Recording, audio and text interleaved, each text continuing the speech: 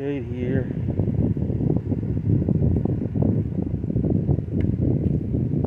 Today is Tuesday, June 18th.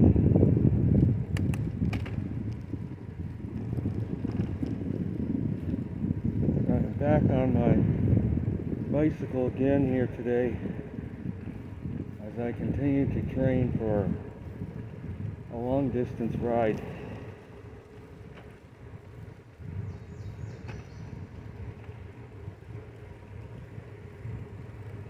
Today's travels will take me from home to the town of Gap Mills in West Virginia and back again in a big loop.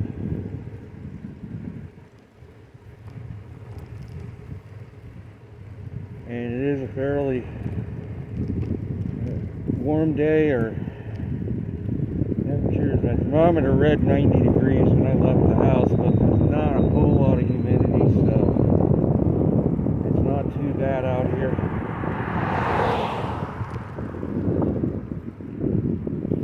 I am right now heading toward the little tiny town of Wheatsville in West Virginia.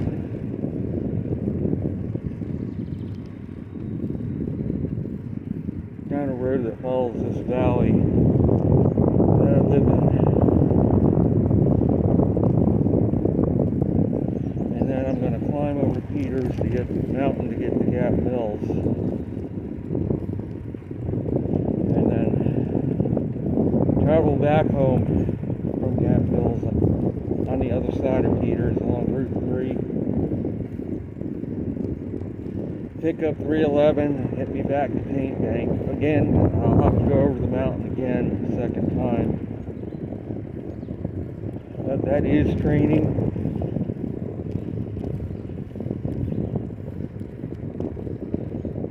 Last week I did complete the Greenbrier River Trail, 80 miles of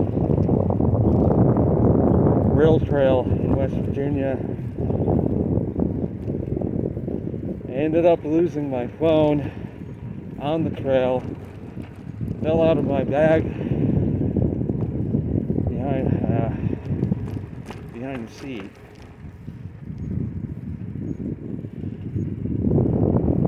Me and my significant other got separated, not getting hold of each other.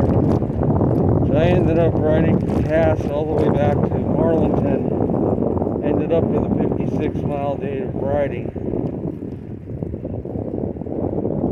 I got a room in Marlinton, and then we were able to connect, and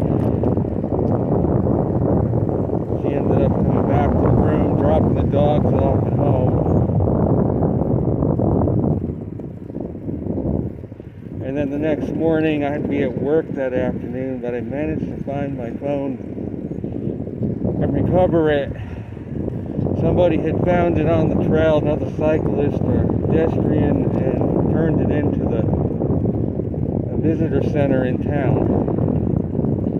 And I checked in at that visitor center, which is pretty much the last resort for finding the phone, because I had looked.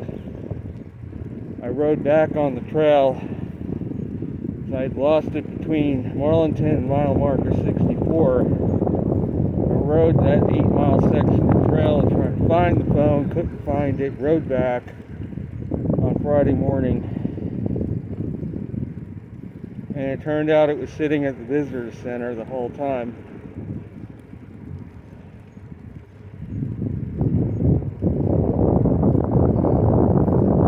So I had a total of 165 miles approximately of riding last week.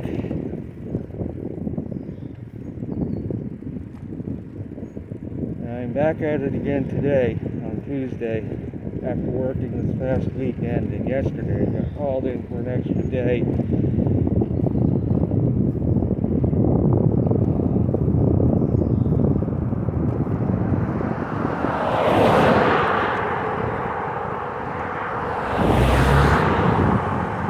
planned departure for this bike tour is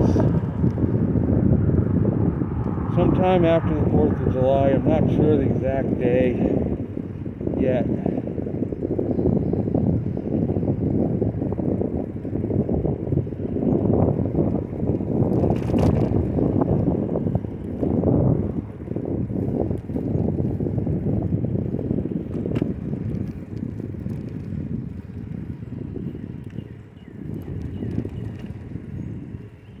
So yesterday I had to fill in for two different people at work. The first one was the cook. In the morning she had a doctor's appointment, and then the dishwasher called out.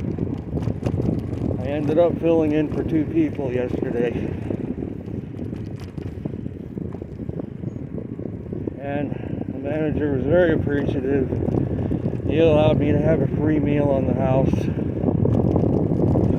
as a result of staying yesterday the whole day. Normally should have been my day off. I had a nice buffalo chop steak. They serve buffalo meat, green beans and fries on the house.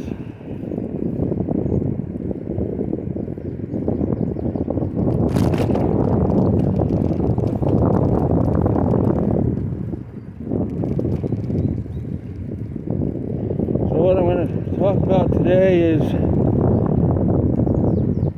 there really a tropical storm threat in the Gulf of Mexico, and what about this so-called once-in-a-lifetime heat wave going on in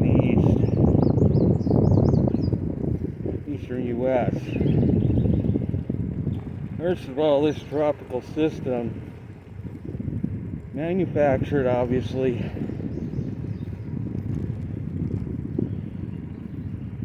if you look closely at the satellite imagery, you could see that earlier they tried to bomb the eastern shore of Yucatan. And yeah, it put them under very heavy rains for a while, but then it dissipated. Now they're trying to pump it up just north of Yucatan, Mexico, in the southern Gulf of Mexico, especially in that area. They're trying to pump this thing up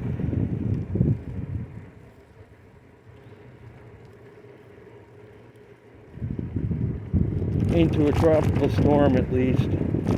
But as I've said numerous times, the Gulf of Mexico is tapped out. They have artificially created so many storms over that body of water over the past 5 years that most of the, if not all of the heat energy has been taken out of that body of water. It's not a very big, relatively speaking, body of water. And the fact that they're trying to pump a tropical storm out of this system and pump energy into it is going to draw even more heat out of this water. Even if it never becomes a tropical storm, what it's going to do is 3/4 of the Gulf of Mexico right now has cloud cover. Quite a bit of that area has rainfall occurring now. So the sun's energy is not reaching that surface of that water. It's getting cooled by all this rainfall, all this cloud cover. And you would think if they want more storms, they would leave it alone for a little while. Let the sun go to work on that water. They're not. They want something right away. They want a storm in June. If we don't get a storm in June, people are going to start scratching their heads and wondering, well, is this really going to be an active season?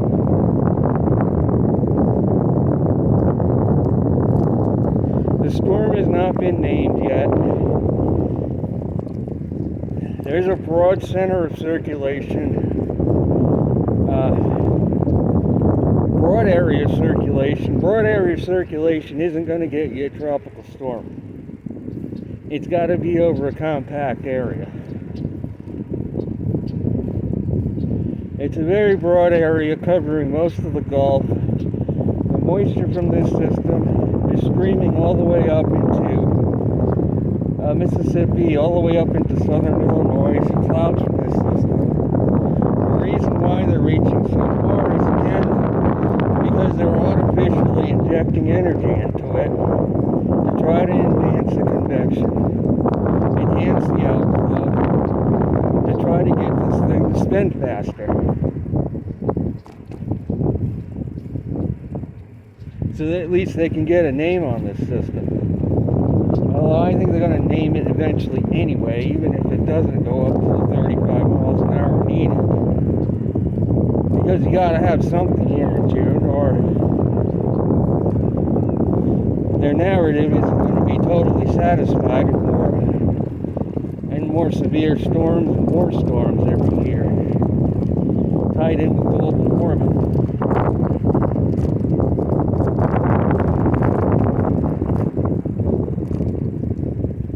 We do have the heat wave. It's really not anything unusual. Every summer there's heat waves, even in the coolest of summers somewhere.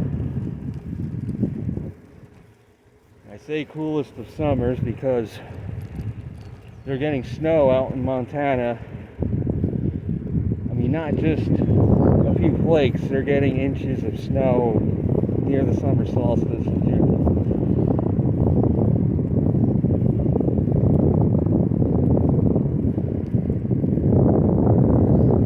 So there's other areas of the planet that are seriously below average. This is a localized heat wave. It's not a wide scale, nationwide. Of course, it is hot out in Arizona as well, but they get up to 100, 110 every summer there. It's not unusual.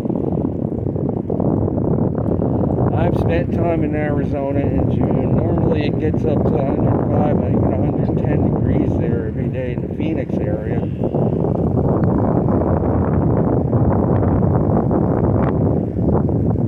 So that is not anything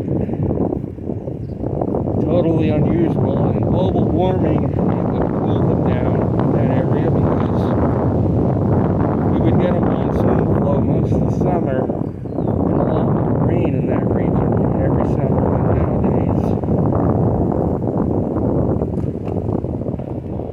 Because that would be tied in with that subtropical high migrating north and creating an easterly flow in that area.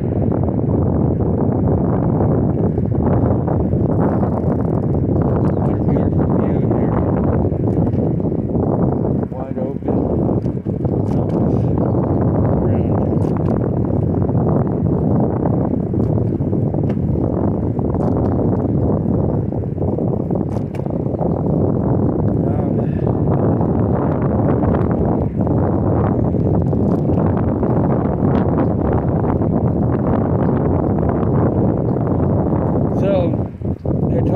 This heat wave, and really it only is covering parts of the U.S., not encompassing the entire U.S.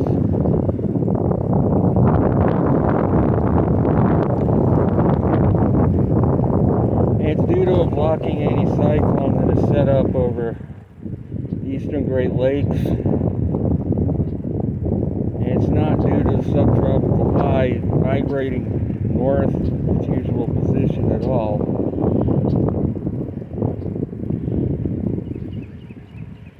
There's a difference between a subtropical high caused heat wave and a heat wave caused by a blocking anticyclone.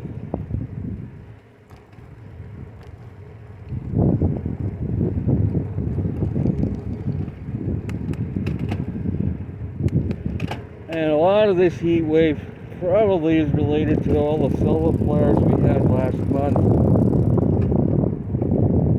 Solar flares do tend to induce heat waves if you get a bunch of them in a short period.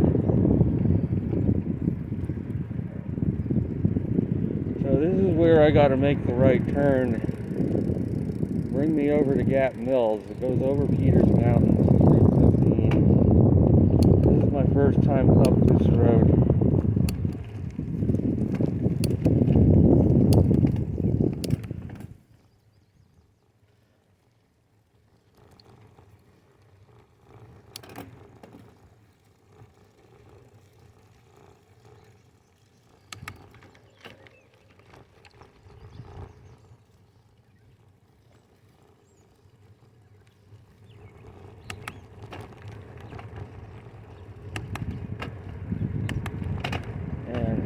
range up ahead is Peterstown.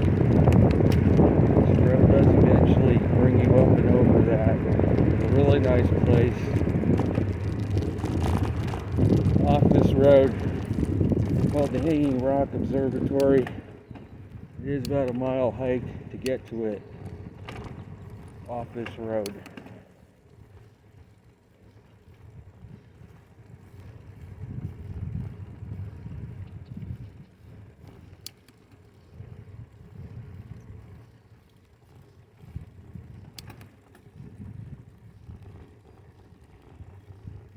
And then they're talking about another storm that's going to affect Florida next week or something, and I don't see how. This system is like southwest of Bermuda. It's at the edge of a front. Cluster of showers and storms. They're claiming it's going to affect Florida and move west. I doubt it at this point.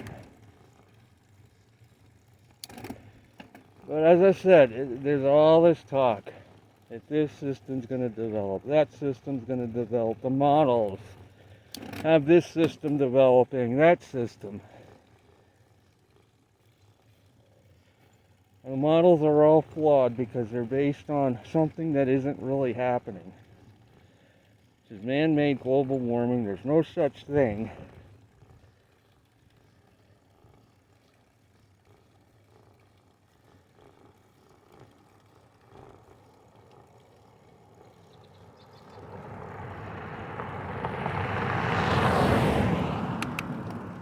The big question is this Solar Max going to put enough heat into the water to fuel any more storms, or have we passed the point where storms can actually develop anymore, on their own especially? We know the Western Pacific has been free of typhoons so far.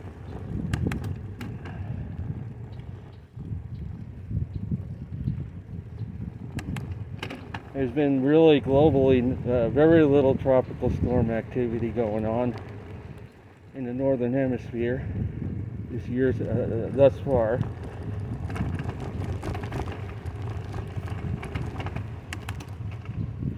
And that's indicative of what I've been saying. The heat energy has been taken out of this water. Plus the solar minimum, we're not getting that much of a replenishment of heat back into the water to make up for it.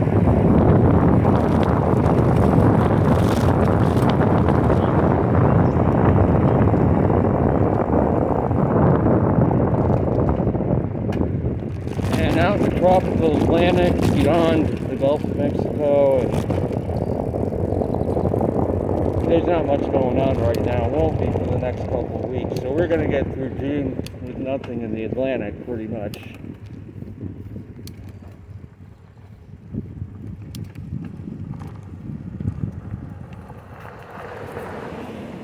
There's a couple of people going by. They must have been at the observatory, is my guess. Pretty soon I will be commencing the climb up Peters Mountain on this road to get to Gap Mills, which is down the other side, so there'll be a nice descent. Once I get over the top of this,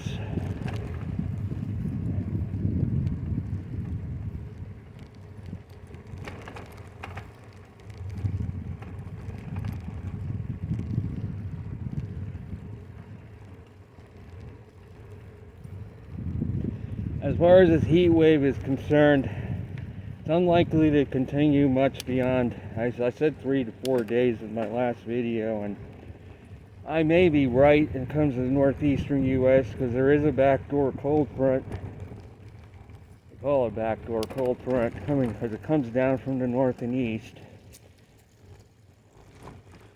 That's gonna kind of squash this heat wave. What they call a heat wave. It's just basically going to be 3 or 4 days of low 90s.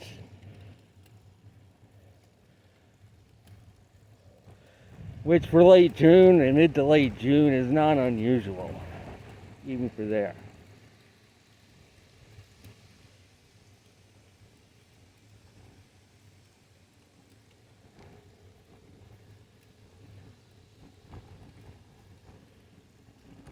And the reason why, because sea surface temperatures off the Northeast are very chilly right now.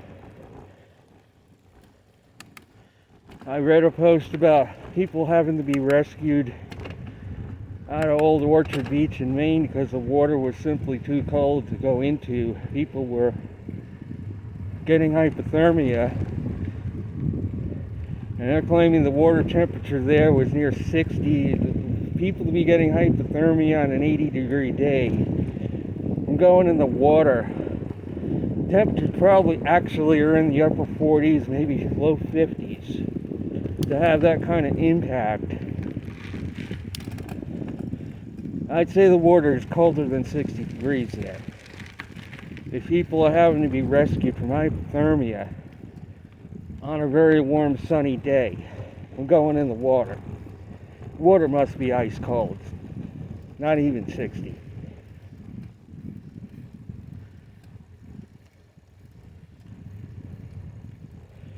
I mentioned in my last video, I read a post that off eastern Long Island, the water temperature still has failed to rise above 60. So that Labrador current is going strong.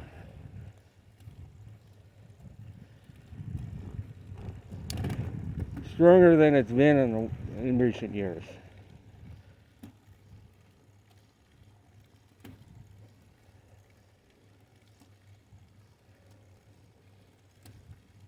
And the Gulf Stream is weakening, and part of the reason is because they've taken all the heat out of the Gulf, because that's the source of part of the Gulf Stream. The Gulf of Mexico feeds into it. You take the heat out of the water down in the Caribbean, the Gulf, it's going to weaken the Gulf Stream eventually. And that may be what's starting to happen. You weaken that Gulf Stream, that Labrador current, and the Northeast is going to take over.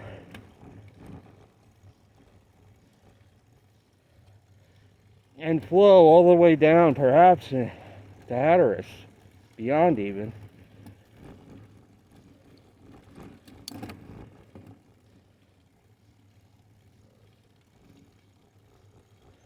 I know that I read an account of a seal being tracked off. It was a cold water seal, and it went all the way down to North Carolina. They tracked it. And why did it go down to North Carolina? Well, because the Labrador current is flowing all the way down that far right now.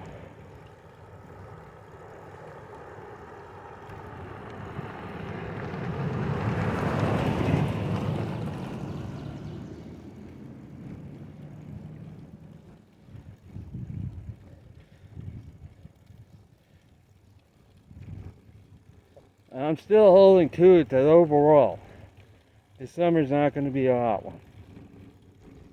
In spite of the heat wave going on right now, the pattern's going to shift.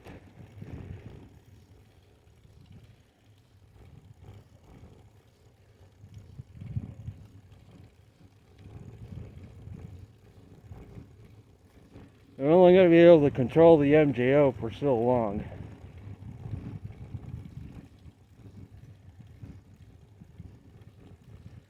Because nature rules, man doesn't. I'm going to conclude my video with that statement.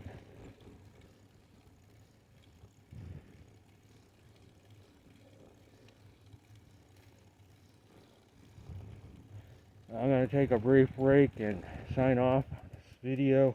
I hope you enjoyed the content. I will be back soon.